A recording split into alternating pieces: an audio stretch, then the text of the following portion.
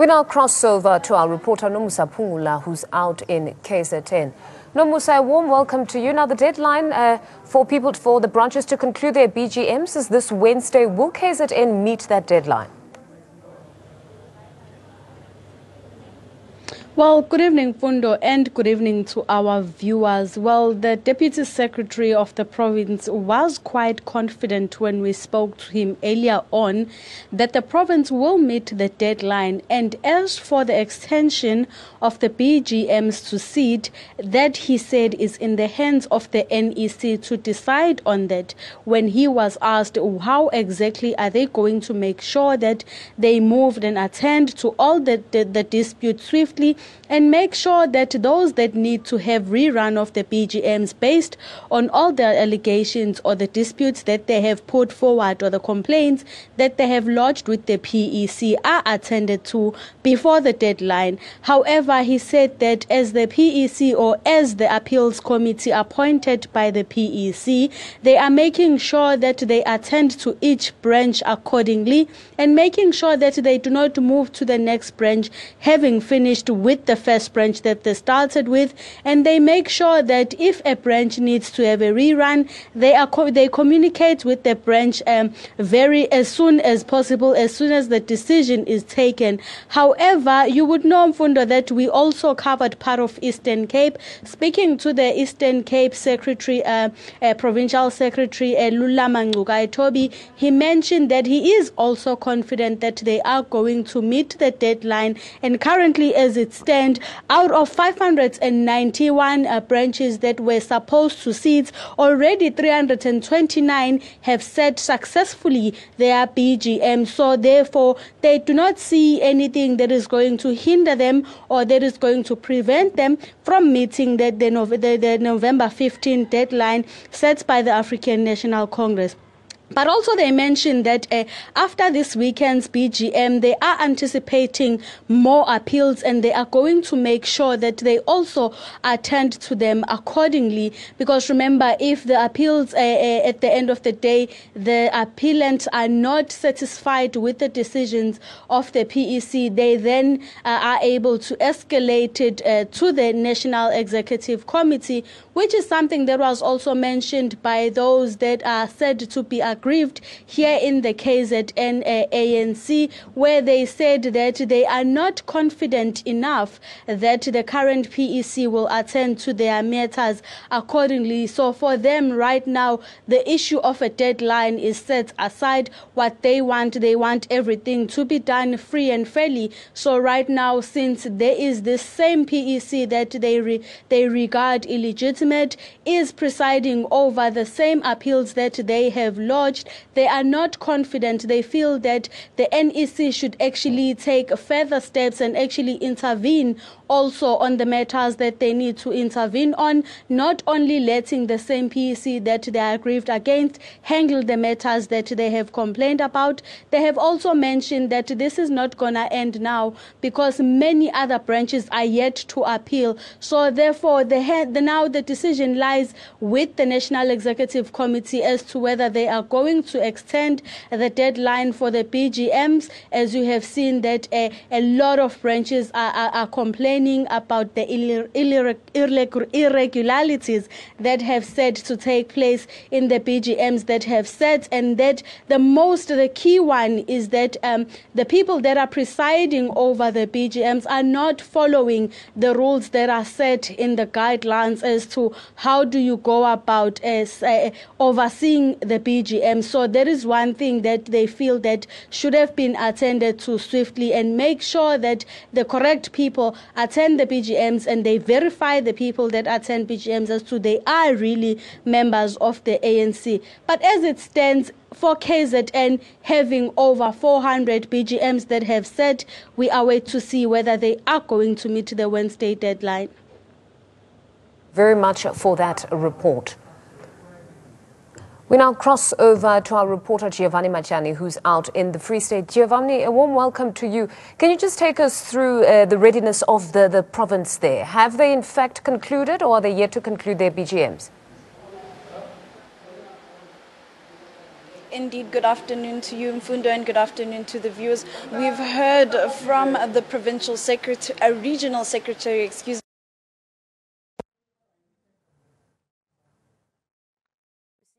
Losing Giovanni there. Hopefully we can reconnect with her. Giovanni, I don't know if you can hear us there. State of readiness, that site in the Free State? Indeed, as I was saying, the regional secretary has stated that the BGMs are going well, not far from the narrative of obviously the disruptions every now and then. We do know that a complaint about vote rigging has surfaced in the country, but they say here in the region of Mangaung, all is well in the BGMs, yet to conclude. We do know that provincially, the Free State has been ready for their provincial conference where they will be electing their leadership. Since already August, we know that it has been moved down to where they said they were ready in November, and due to the court ordering them to have their conference on between the 1st and the 3rd of December, that is when it will be held. And the Free State say they are more than ready. We do know there has been complaints that can the province be ready, also understanding that the National Elective Conference too is in December. Does this not split the energy of the members going in? But they've stated that they are more than ready. They know the kind of responsibility that lies within them as voting delegates. They say that they will be concluding as a province, consolidating the policies that need to be put in December. So definitely the Free State is very busy with a number of things in their hands, but the leadership as well as the PEC of the province is saying that they are more than ready. No, thank you very much, Giovanni, for that. Now, today in studio, we're joined by political analyst Oliver Dixon, as well as Sebo Khadima, and via Skype, we're joined by Mlungisi Miezo. Welcome to all of you. Perhaps we can start with you, Mr. Miezo. Now, the deadline for branches to hold their BGMs to nominate their preferred leadership is this Wednesday. Now, the party is also dealing with an unprecedented number of disputes and allegations of manipulation of nomination processes. Now, at this rate, do you really see the conference taking place? Honestly, I would have expected the NEC to actually resolve with changing the date, the deadline date, after they're sitting this particular weekend ending today, to come out and say they're extending the date to a later stage, because currently with the amount of disputes that are taking place and the amount of queries that are coming in through the PECs, RECs, I think it would be best that basically as much as the conference may take place, but not all branches that are eligible will basically be there because of the current disputes that are taking place. Now, back in studio here, Sebo Khadima, to start with you. What do you make of this? Do you foresee the conference actually taking place?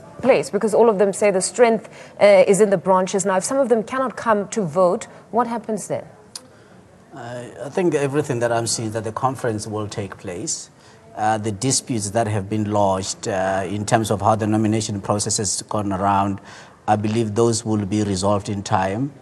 I also would not be surprised if the National Executive Committee of the ANC would then extend the nomination process in one form or another, and that I believe would be informed by one desire and one desire alone, to ensure that everybody else is able to participate. There's nobody who will be disenfranchised from this democratic process. But at the same time, we should not be surprised that there will be other branches that will not be able to send a delegate. It will not be the first time that it is happening.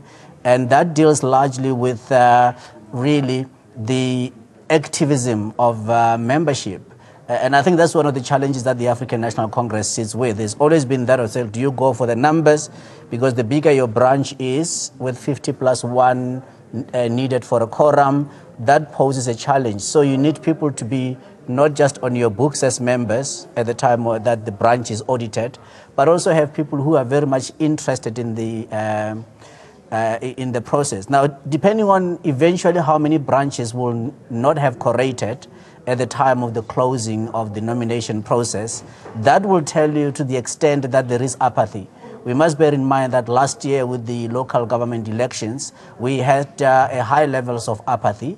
Gauteng, for example, had an average of 42% voter turnout.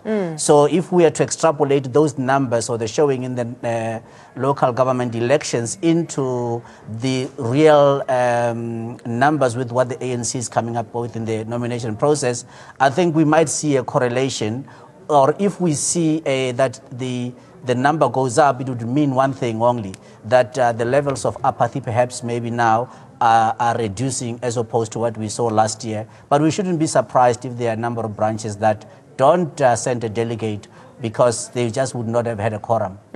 Now, Oliver, your take, it seems to be a very sensitive time right now. We saw even the ANC breaking with tradition. They released a statement whilst they haven't concluded their NEC meeting, which they should conclude tomorrow. And this was pertaining to Gwede Mantashe and the allegations that he was under attack somehow in that meeting. It was about him and him appearing on Cyril Ramaphosa's slate. Do you think it really is a sensitive time that warranted them even issuing a statement? Was there great confusion among members at this point? I think the media is making this more of a sensitive issue.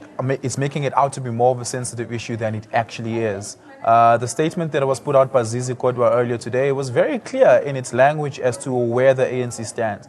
The ANC is not as fractured as people make it out to be and is not as disorganized as people make it out to be. The structures of the party are still well intact and the party is still well functioning. So much so that most people are confident that the conference is actually going to happen because there are systems and structures in place that makes it the case. Like Tepo said, it wouldn't be the first time branches don't send a delegate. That's been the case for many times. It's been the case in Mangaung. It's been the case in Polokwane.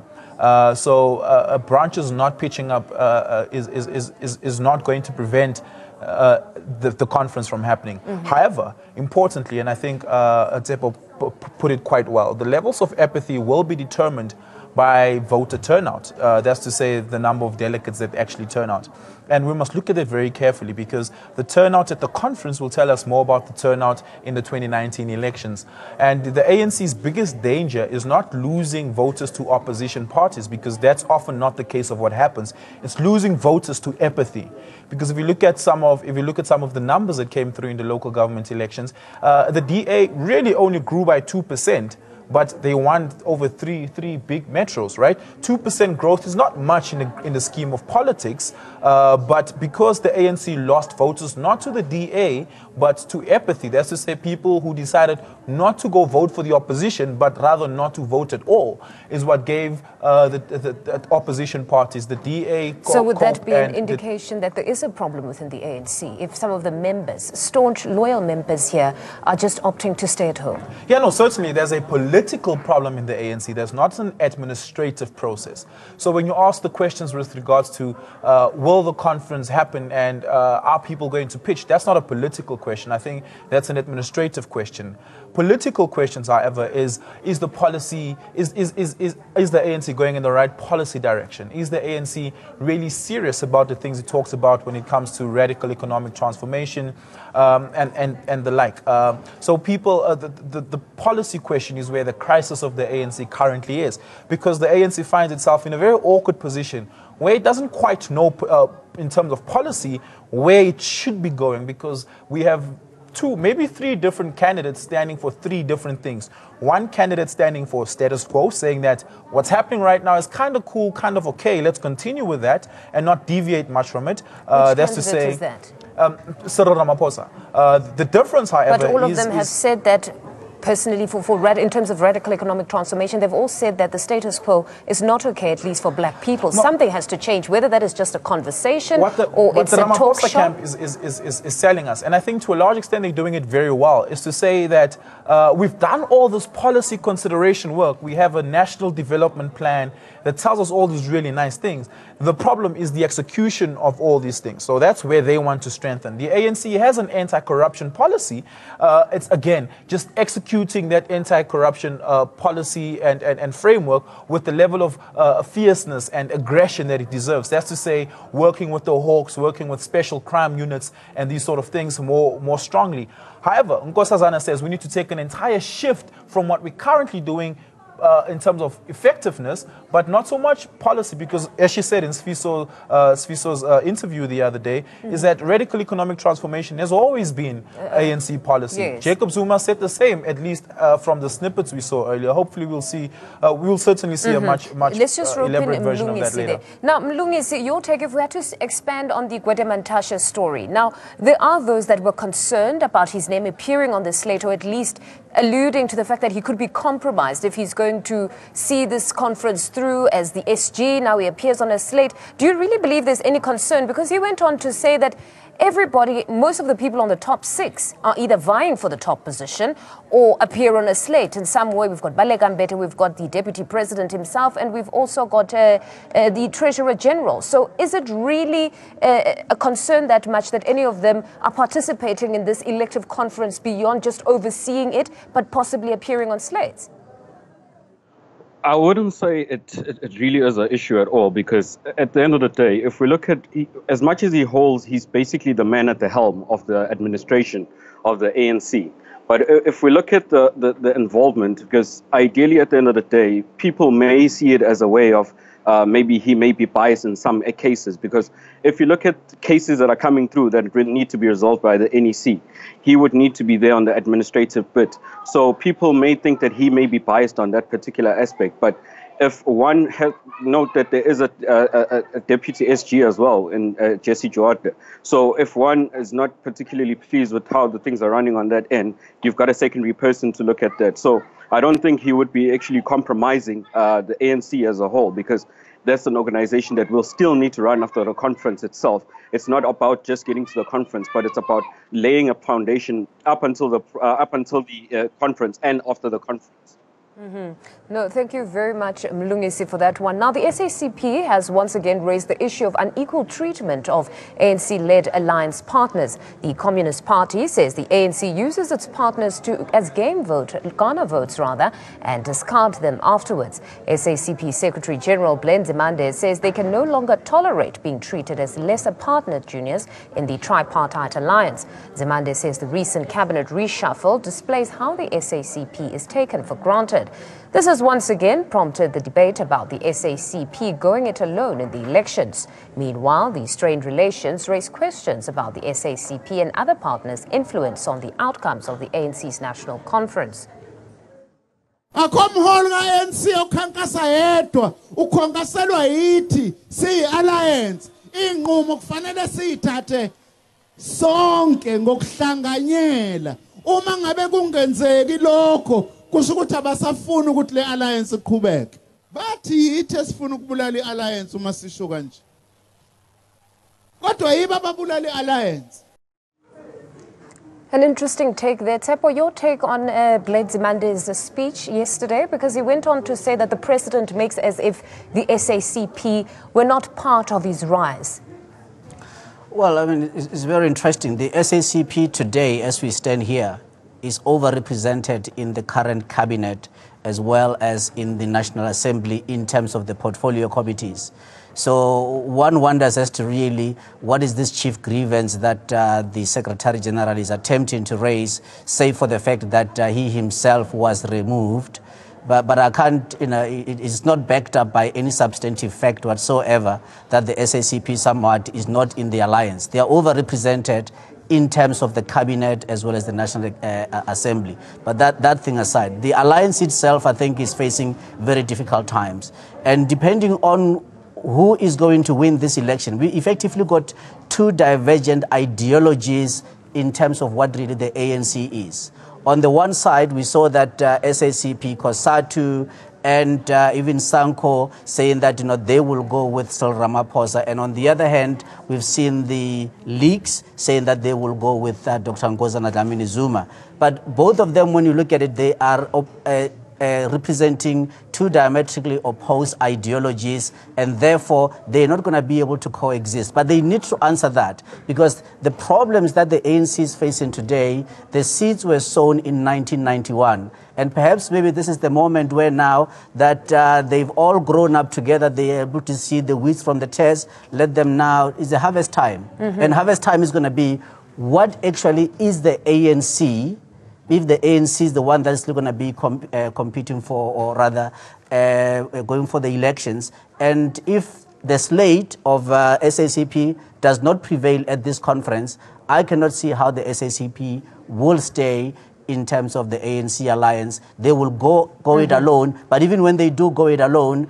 the numbers are against them because they have not been able to really articulate what is the ideology of the SACP. If anything, both socialism and communism, they are far from it. They have not even been able to say your take on what that? it Are they means. far from communism at this point? Is there no relevance? Because many are saying that they cannot somehow understand how the Communist Party today can still be in an alliance with what is considered a nationalist movement and somehow realize this communism at some point. Jeremy Cronin long stopped sounding like Karl Marx.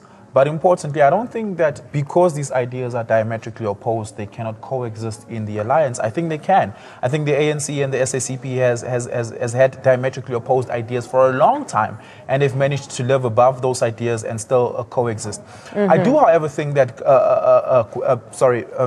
our former Minister of Education, Higher Education there, his views on the alliance dying is a bit bloated and overstated, because I think if you look at Buti Manamela and Nomvula Makonyane, they still have very strong positions within the alliance and enjoy great favor from the ANC and continue to serve as good standing members of the ANC. No, it's certainly worth a broader conversation. Unfortunately, we have run out of time. That's where we have to leave it.